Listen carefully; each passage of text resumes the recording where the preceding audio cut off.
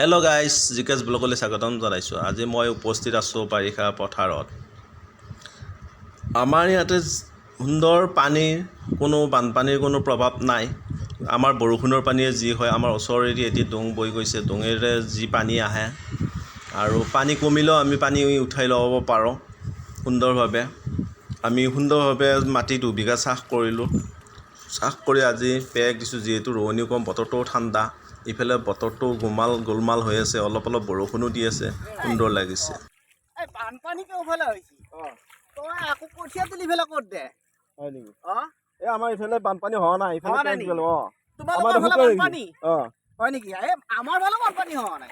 আমাৰ দিকে হোৱা নাই এৰা হয় নেকি? আমাৰ গোটাই হেৰি পানী, আচ্ছা, বৰষুণৰ পানী। এইফালে কিমান পানী বাৰু দেখা পাইছা নাই? ইফালে বানপানী, বানপানী নাই ইয়াতে, একদম অভাৰ বানপানী। সেইখন বগুলা ভৰ্তি আছে। অলপ ভালকে অলপ বাৰিষা ভৰ্তি হৈ আছে। কি কথা কয়